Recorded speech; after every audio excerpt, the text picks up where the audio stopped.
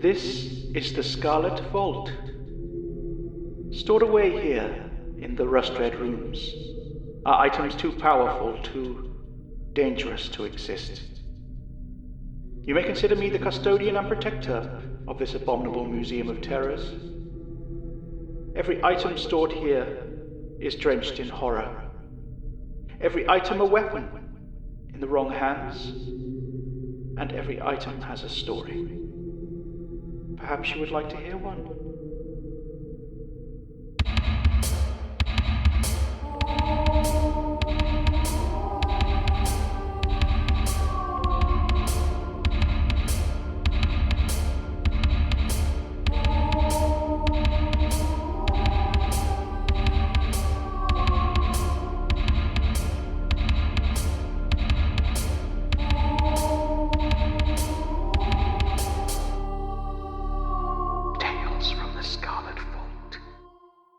Welcome again, friend, to the Scarlet Vault. Tonight I'd like to show you one of our oldest artifacts. This conch shell once belonged to a sea snail, a big one, judging by the size. It's now so unbelievably ancient that it's virtually fossilized, yet it can still generate a musical note or two if blown into at this end. Don't worry, I'm not going to. You may be wondering why this seemingly innocent relic of a bygone era would be placed in the Scarlet Vault for safekeeping. Well, I'll tell you.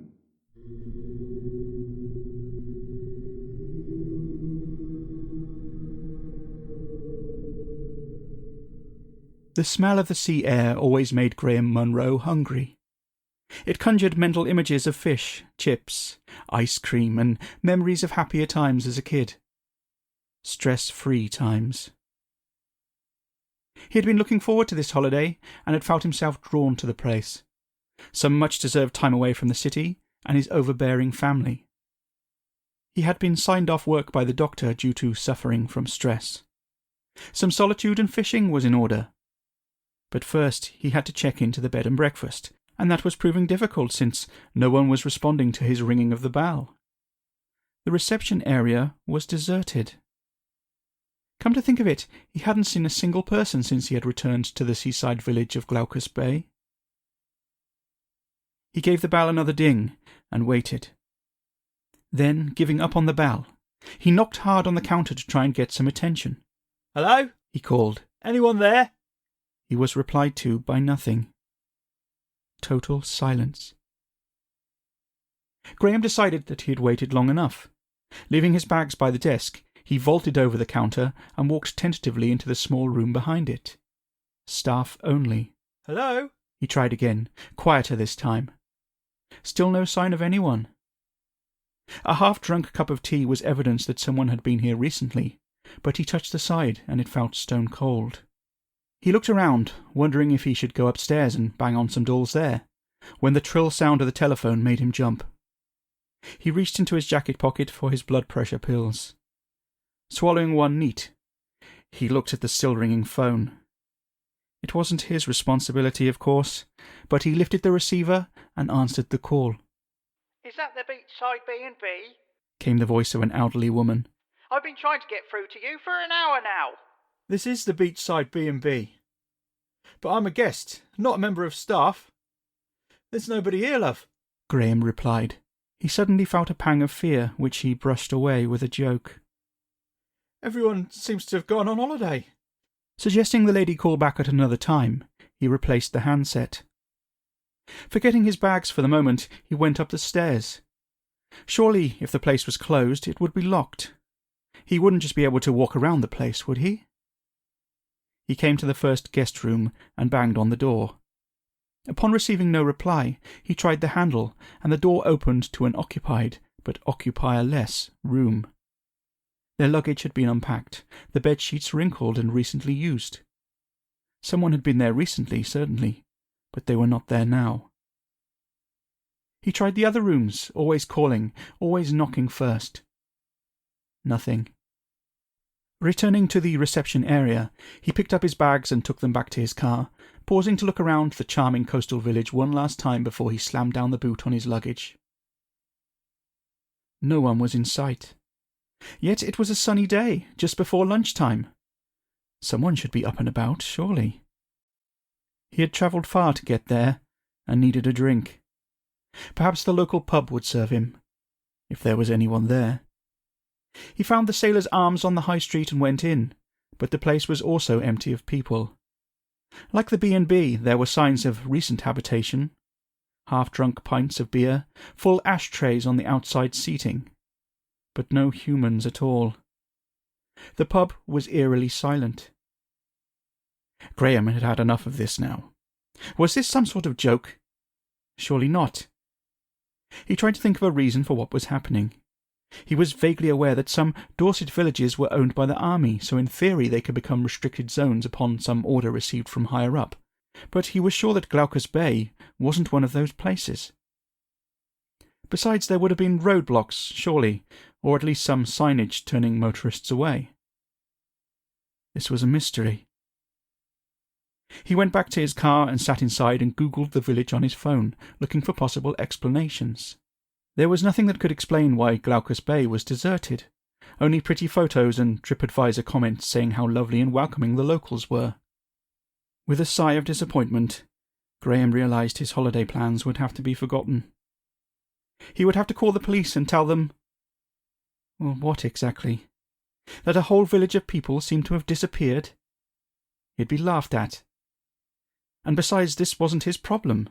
He was on holiday after all, and he certainly didn't need the extra stress. No, not his problem. He would just leave and...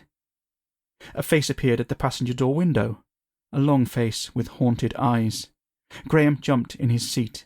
"Didn't you hear it?" the stranger asked, trembling with a mixture of fear and adrenaline. "Didn't you hear the sound?" Graham recovered from the shock of this sudden arrival and leant over and wound down the window so they could hear each other better. He wasn't quite comfortable enough to get out of the car with that lunatic out there. "Hear what, mate? I've only just got here." The man stared at his mouth as he spoke and seemed to take a second to understand his words. "That explains it," he said finally. "You've only just arrived." That's what I said. Look, where is everyone?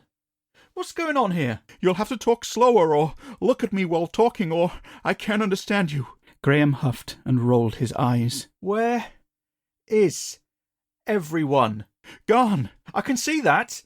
They're all gone. At one with the sea now. I warned him not to blow into the shell horn. I warned him." Look, I don't know what you're talking about. Graham stepped out of the car and walked around to face the man, noting for the first time that he was carrying a large coral shell in his shaking hands. What's that you got there? "The instrument of mass suicide." Which was not the answer he was expecting. "I'll try to explain, if you'll listen. But first I need to get rid of this thing. Come with me to the cliff top. I'm going to throw the awful thing back into the sea, where it belongs. We should never have brought it ashore." Graham found himself chasing after the strange man, needing to understand what was happening. This was against his desire for rest and relaxation, but he couldn't resist the mystery. He was led up a footpath which took them up the hillside. "I'm Professor Sebastian Jarrett, a marine paleobotanist. I've been one of a team studying the shoreline here for ancient fossils.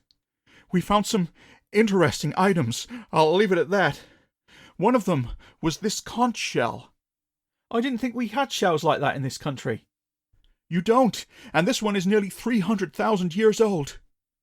I knew that it was evil the moment I saw it.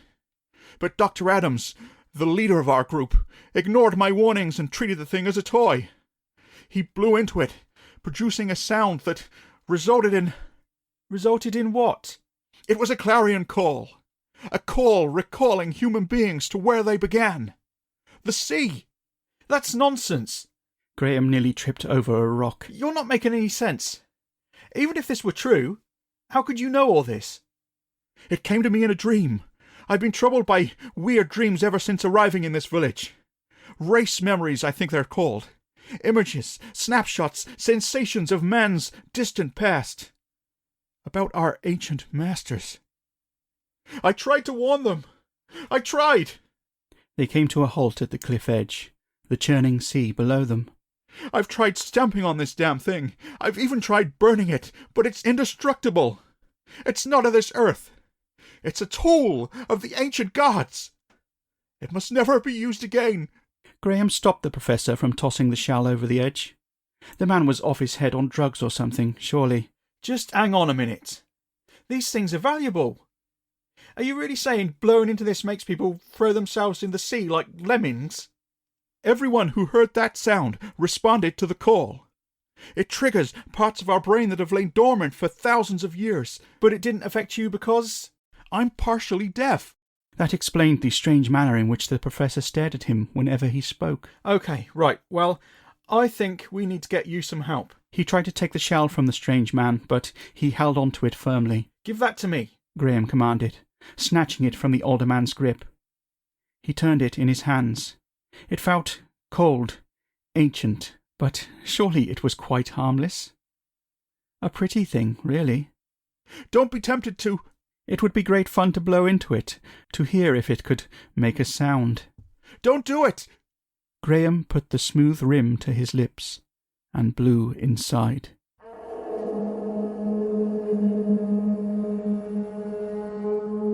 The sound stirs something inside him, triggering a set of commands buried deep. He finds his feet are moving. He is walking closer to the cliff edge. He is not in control. Professor Jared is saying something, screaming and shouting, but he does not hear. It is not important. All that is important is to respond to the summons. The land beneath his feet disappears, and a new existence rushes forth. He is falling now, head first into the turbulence of the sea. The waves are getting closer, closer, and then with a loud splash, again inaudible to him, his body strikes the top layer of the water, and he plunges down into the cold depths. He feels nothing. A mercy. He is sinking now, into the murk. The surface of the bottom of the sea is getting closer, closer, and then with a thud that snaps his spinal cord, his body strikes the seabed. He is surrounded by other bodies, all of them planted face first in the gravel, legs swaying in the undercurrent. Men, women, and children. The missing villagers. Still he feels nothing. Then the hypnotic numbness installed by the calling begins to subside. The pain registers. Suddenly he is utterly conscious of where he is, that he cannot breathe, that he can barely see. He screams and his lungs fill with dirty water. He panics but can't move. Then the fish come. He recognizes a few, even looking at them upside down in the darkness. A round fish, 2 flat fish, an eel, dozens of tiny sea urchins. They are tentative at first, but after recognizing he can put up no defense, they swarm around him, taking exploratory bites and nibbles that he is sure will grow to become sustained attacks. He is no longer a human being. He is sustenance. Food. There are no more worries, no more stress. He feels strangely at home, oddly fulfilled. This is where he is meant to be.